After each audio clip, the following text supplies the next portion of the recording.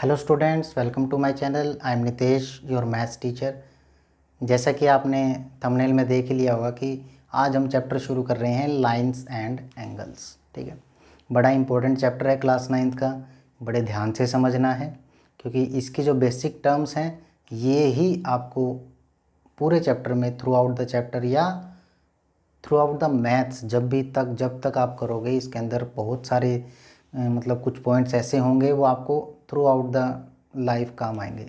ठीक है, तो चलिए शुरू करते हैं लाइंस एंड एंगल्स। तो सबसे पहले मैं थोड़ा सा रिवाइंड करने जा रहा हूँ जो आपने पहले पढ़ा है वही फटाफट से। तो सबसे पहले आपने पढ़ा होगा लाइन।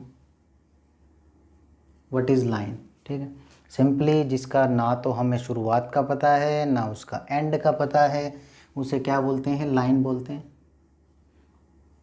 ठीक है, हमें नहीं पता कि ये लाइन कहाँ शुरू हो रही है कहाँ ख़त्म हो रही है, बस बढ़ते ही जा रही है बढ़ते ही जा रही है। ठीक है, ये उसका सिंबल होता है। ठीक है, और लाइंस को अभी तक आपने पढ़ा होगा इस तरीके से भी रिप्रेजेंट करते हैं। ठीक है, हालांकि इस चैप्टर में ऐसा कुछ नहीं हम रिप्रेजेंट करेंगे, सिंपल अगर लाइन लिखनी होगी तो हम ऐसे ही लिखेंगे। ठीक है, लेकिन ये मैं आपको बता रहा हूँ कि आपने ऐसा पढ़ा होगा। ठीक है, अब नेक्स्ट जो है, नेक्स्ट क्या होगा मेरा? Line segment. ठीक है, लाइन सेगमेंट जो होता है लाइन का ही एक पार्ट होता है। मतलब लाइन तो है जहाँ हमें नहीं पता स्टार्ट कहाँ हो रही है कहाँ ख़त्म हो रही है। लाइन सेगमेंट का हमें पता होता है कि यहाँ से ये शुरू है यहाँ ये ख़त्म है, इसकी प्रॉपर एक लेंथ होती है। ठीक है,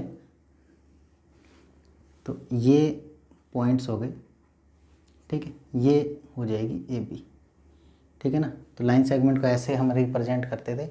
अच्छा, एक चीज़ और मैं आपको बता दूं कि लाइंस को सिंगल अल्फ़ाबेट से, सिंगल स्मॉल अल्फ़ाबेट से भी हम रिप्रेजेंट कर सकते हैं, जैसे L, M, N, P, Q, small से ऐसे रिप्रेजेंट कर सकते हैं। ठीक है, तो ये था लाइन सेगमेंट। नेक्स्ट बढ़ता हूँ, रे के बारे में सुना होगा आपने। रे जिसका स्टार्टिंग पॉइंट तो होता है लेकिन एंड पॉइंट नहीं पता कहाँ होता है। ठीक है, तो रे को भी हम पहले इस तरीके से रिप्रेजेंट करते थे। ठीक है, तो ये थी लाइन सेगमेंट, रे। ठीक है, अब मैं आपको बता रहा हूँ collinear and non collinear point. ये सब आप पीछे पढ़ चुके हो क्लास 8th में। Collinear point, non collinear point. ठीक है, कोलिनियर पॉइंट्स होते हैं जो एक ही लाइन पे हो। ठीक है, एक ही लाइन पर हों। तो एक ये पॉइंट हो गया, एक ये पॉइंट हो गया, एक ये पॉइंट, कोई भी पॉइंट हो एक लाइन पर। ठीक है, उसे बोलते हैं कोलिनियर पॉइंट्स। और वहीं नॉन कोलिनियर जो एक लाइन पर ना हो, जैसे एक ये एक ये एक ये क्या एक ही लाइन पे है? नहीं, ये दोनों तो एक लाइन पे है लेकिन तीनों तो अलग अलग हैं। ठीक है, तो इस तरीके से हम नॉन कोलिनियर और कोलिनियर पॉइंट्स को पहचानते हैं। तो ये थी लाइंस। अब मैं बढ़ता हूँ आगे एंगल्स के ऊपर। एंगल्स क्या होते हैं फटाफट से आपको बताऊंगा कि एंगल्स जो आपने पीछे पढ़े हैं वो क्या होते हैं। फिर से हम इसको रिवाइज करते हैं। तो जैसा कि आप जानते हैं जो एंगल्स होते हैं वो दो रे से बने होते हैं, कॉम्बिनेशन ऑफ रेज होता है। मतलब कि एक रे ये और सेम, मतलब स्टार्टिंग पॉइंट जो होगा रेज का वो बिल्कुल सेम होगा, ये वाला। ठीक है, स्टार्टिंग पॉइंट जो होगा रे का वो बिल्कुल सेम होगा और इसे हम बोलते थे एंगल। ठीक है, उसे हम बोलते थे एंगल। अब वो एंगल कौन कौन सा होता था? एक तो होता था एक्यूट एंगल। एक्यूट एंगल क्या होता था? 0 to 90 या लेस देन 90 भी बोलते थे आप। फिर राइट एंगल होता था। ठीक है, राइट एंगल होता था 90 डिग्री का। ठीक है, फिर आप ऑब्ट्यूस एंगल के बारे में आपने पढ़ा है। ऑब्ट्यूस एंगल कौन सा होता था? Greater than 90 and less than 180। ठीक है, ये होता था। फिर आता था हमारा angle straight line. Straight line पे एंगल होता था हमारा 180 डिग्री। ठीक है, स्ट्रेट लाइन एंगल भी बोलते हैं उसको। उसके बाद 180 से बड़ा, ग्रेटर देन 180। ठीक है, उसे बोलते थे हम रिफ्लेक्स एंगल। ठीक है, जैसे ये जो एंगल आप देख रहे हो, ये वाला यहाँ से यहाँ तक, ये ग्रेटर देन 180 है, इसे हम रिफ्लेक्स एंगल बोलते हैं। ठीक है, तो ये है आपका रिफ्लेक्स एंगल। तो ये तो सब आप पीछे पढ़ चुके हो। ठीक है, और चीज़ बता देता हूँ एंगल से रिलेटेड। कॉम्प्लीमेंट्री एंगल्स के बारे में आपने पढ़ा होगा। कॉम्प्लीमेंट्री एंगल्स, कॉम्प्लीमेंट्री एंगल्स वो होते हैं जिन दो एंगल्स का सम कितना हो, दो एंगल्स का सम 90 डिग्री। ठीक है, दो एंगल्स का सम ऑफ टू एंगल्स। ठीक है, जहाँ पर भी दो एंगल का सम 90 डिग्री हो जाएगा, आप बोल दोगे कि वो कौन से एंगल हैं, दीज आर कॉम्प्लीमेंट्री एंगल्स। और ऐसे ही जब 180 हो जाएगा तो उसे बोल देंगे सप्लीमेंट्री। ठीक है, सप्लीमेंट्री एंगल्स कौन से होते हैं, जिन दो एंगल्स का सम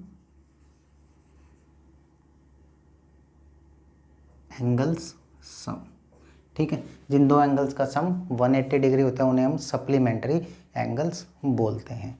ठीक है, तो ये था, आप पीछे पढ़ चुके हो इनके बारे में, मैंने फटाफट से आपको इसके बारे में बता दिया है। अब जो है आपको मैं बता दूं कि एक स्ट्रेट लाइन, अभी जैसे बोला ना, एक स्ट्रेट लाइन 180 डिग्री का एंगल बनाती है। ठीक है, अब इसी से रिलेटेड मैं आपको एक बात बताता हूँ। मैंने एक लाइन ले ली है, आपने एडजेसेंट साइड्स के बारे में आपने सुना होगा क्लास 8th में। एडजेसेंट साइड्स, एडजेसेंट एंगल मतलब साथ साथ वाले। अब वही एंगल्स एक एंगल के अंदर जब होंगे, जैसे मान लिया मैंने आपको बोला ये एक रे है, ये एक एंगल है। ठीक है, इसके साथ में एक और ये एंगल है।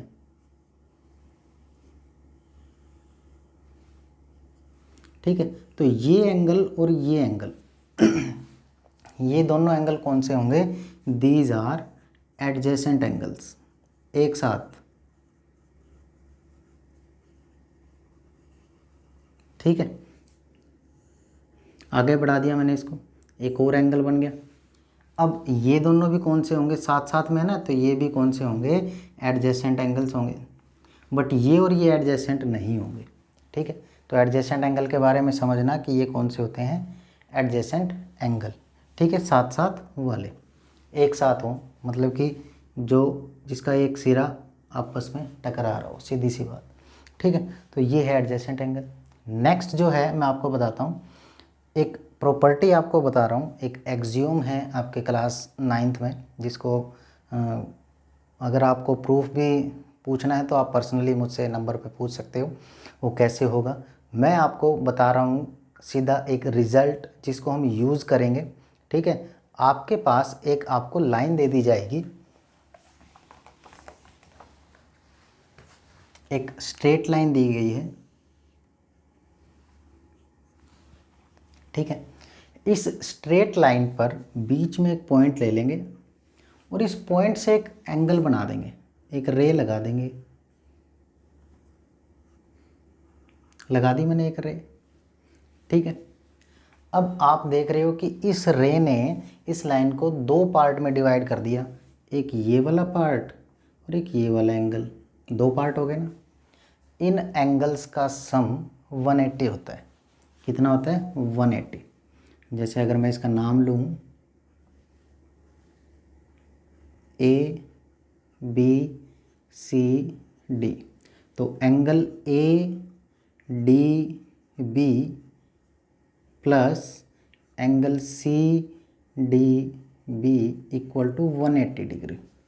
ठीक है, इक्वल टू 180 डिग्री। एक स्ट्रेट लाइन थी, उसके ऊपर एक रे थी जिसने उसको दो हिस्सों में डिवाइड किया, और उसका सम कितना होता है, उन दोनों एंगल्स का सम 180 होता है, क्योंकि स्ट्रेट लाइन पे एंगल कितने का होता है, 180 का होता है। ठीक है, तो इन दोनों एंगल्स का सम 180 होता है और इन्हें बोलते हैं linear pair angles. Linear pair angles. इसको याद रखना है आपने, क्योंकि थ्रू आउट द चैप्टर इसका काफ़ी यूज़ होगा। ठीक है, लीनियर पेयर एंगल्स एक लाइन पे हो गए। अब बात करता हूँ मैं लीनियर पेयर एंगल्स, इसका उल्टा। आपको क्या दिया था, एक स्ट्रेट लाइन दी गई थी जिसके ऊपर एक रे थी, दो एंगल थे। ठीक है, अब अगर वो स्ट्रेट लाइन थी तो उन एंगल्स का सम क्या था, 180।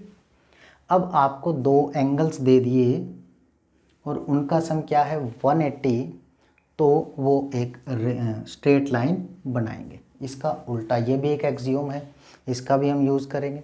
ठीक है, तो इस तरीके से ये है आपका लाइन्स एंड एंगल्स का छोटा सा इंट्रोडक्शन। अब मैं आपको थ्योरम 6.1 करवाने जा रहा हूँ। देखते हैं कि क्या है वो थ्योरम। उससे पहले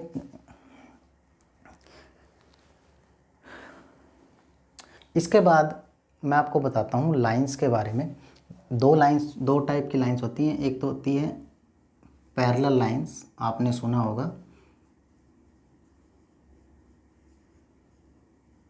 ठीक है, और एक होती है इंटरसेक्टिंग लाइन। इंटरसेक्टिंग लाइंस का मतलब काटने वाली एक दूसरे को।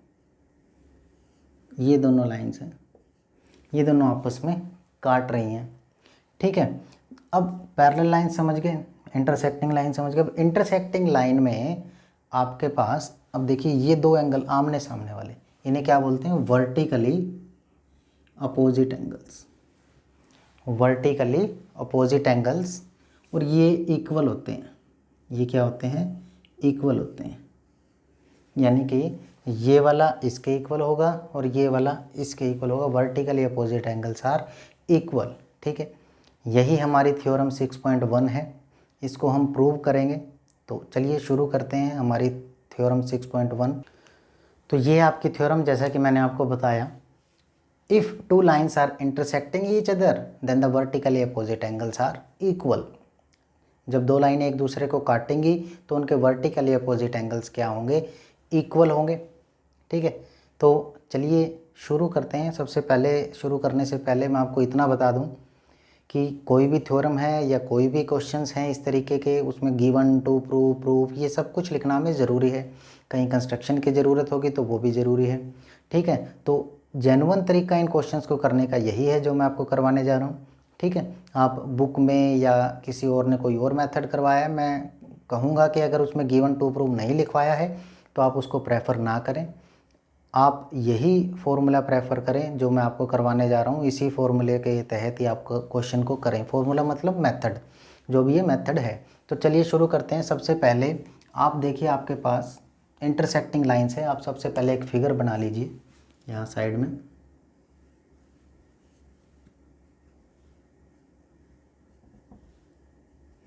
ठीक है, दो लाइन्स हो गई, इंटरसेक्टिंग हो गई, और मैंने इनको नाम दे दिए ए, बी, सी और डी। ठीक है, अब मैं इनके नाम आ गए ना। अब गिवन में लिखता हूं मैं।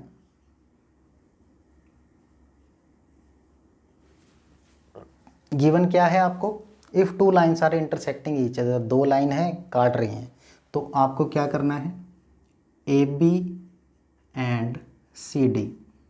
यही मानिए ना फिगर में हमने जो बनाई है, A B and C D. अगर आप कुछ और नाम लोगे तो वो भी लिख सकते हो। A B and C D are two intersecting lines. ठीक है, ए बी और सी डी दो इंटरसेक्टिंग लाइन्स हैं, और कुछ भी नहीं दिया हुआ। प्रूव क्या करना है, vertically opposite angles are equal. Vertically opposite मैंने आपको बताया, ये वाला एंगल और ये वाला एंगल। ठीक है, ये एंगल होगा, और दूसरा क्या होगा, दूसरा ये वाला और ये वाला, ये दोनों, ये हमें इक्वल प्रूव करने हैं। तो मैं सिंपली इनका नाम ले लेता हूँ, थोड़ा सा लेंथी नहीं करूँगा इसको। ठीक है, मैंने इसका नाम लिया 1, इसका लिया 2। ठीक है, और इसका लिया मैंने 3 और इसका 4। ठीक है, और ये ओ पर काट रही है। आप सिंपल इसको ऐसे भी लेना चाहें, ए ओ डी या बी ओ सी, ऐसे भी लिख सकते हैं। ये बेस्ट रहता है, थोड़ा सा शॉर्टकट, हमें पूरा बार बार थोड़ा सा टाइम सेविंग होता है। 1 2 3 4 मैंने एंगल्स के नेम ले लिए। अब मुझे क्या प्रूव करना है, टू प्रूव में मुझे क्या प्रूव करना है, मुझे एंगल 1 जो है एंगल 2 के इक्वल प्रूव करना है, ठीक है। और अगर बड़ा एंगल आप लेना चाहो तो AOC इक्वल टू BOD, ये प्रूव करना है। और दूसरा क्या प्रूव करना है, एंगल 3 इक्वल टू एंगल 4, ठीक है। ये दोनों आपको क्या करने हैं, इक्वल प्रूव करने हैं। तो प्रूव, इसमें कंस्ट्रक्शन कुछ होगी नहीं, सीधा प्रूफ पे आएंगे हम। देखते हैं प्रूफ कैसे करना है इसका। तो प्रूव करने के लिए आपको क्या करना है, अब सबसे पहले आपको पता है कि AB और CD ये दोनों लाइंस हैं। तो मैंने आपको एक प्रॉपर्टी करवाई लीनियर पेयर एंगल्स की। तो आप देख रहे हो ये एडजेसेंट एंगल्स हैं। तो आप क्या करेंगे, angle 1 plus angle 4 equal to 180 degree. क्यों, लीनियर पेयर एंगल्स, ठीक है। कोई भी आप काम कर रहे हो थ्योरम में, क्वेश्चंस में, मैथमेटिक्स में, उसका ज़रूर रीज़न बताना है कि वो क्यों है। तो angle 1 + 4 is equal to 180 degree, ठीक है। दूसरे आगे बढ़ते हैं। अब 1 + 4 आपका क्या आ गया, 180 डिग्री। सिमिलरली 4 + 2, ये भी तो लाइन है ना। अब मैंने पहले बात कर ली C और D पर, ये दोनों एडजेसेंट एंगल, अब ये दोनों एडजेसेंट हो गए। अब मैं क्या करता हूँ, एंगल 2 + 4 इक्वल टू 180 डिग्री, ठीक है। थोड़ा सा अगर और टाइम सेविंग करना हो तो आप यहाँ सिमिलरली लिख सकते हैं, सिमिलरली, ठीक है। 1 + 4 equal to 180 degree, linear pair angle. Similarly इसी तरीके से 2 और 4 180 डिग्री होगा। सिमिलरली लिखने का क्या बेनिफिट होगा, आपको ये बार बार नहीं लिखना पड़ेगा, मतलब यहाँ नहीं लिखना पड़ेगा, हो गए। आप इसको इक्वेशन फर्स्ट ले लें, इसको सेकंड ले लें, ठीक है। अब from equation first and second, from equation first and second आप क्या देख पा रहे हैं, आप ये देख पा रहे हैं कि ये दोनों 180 डिग्री के इक्वल हैं। तो मैं इन दोनों को भी इक्वल कर दूंगा, ठीक है। जैसे अगर मैंने बोला A = 5, B = 5, ठीक है, और C इन दोनों के इक्वल है। अब A = B है, ठीक है, और C इन दोनों के इक्वल है, तो ये तीनों आपस में इक्वल होंगे ना। अगर आपको C की वैल्यू फाइंड करनी हो फटाफट कर लेंगे, ठीक है। तो from first and second angle 1 + 4 equal to angle 2 + 4, ये हो गया। अब 4 से 4 कैंसिल आउट हो जाएगा, एंगल 1 इक्वल टू एंगल 2, ठीक है। अब ध्यान से देखिए, एंगल 1 एंड एंगल 2 प्रूव हो गया ना। अब हमें पता है कि नेक्स्ट जितने भी स्टेप्स होंगे वो यही होंगे, फिर इसका यूज़ करेंगे।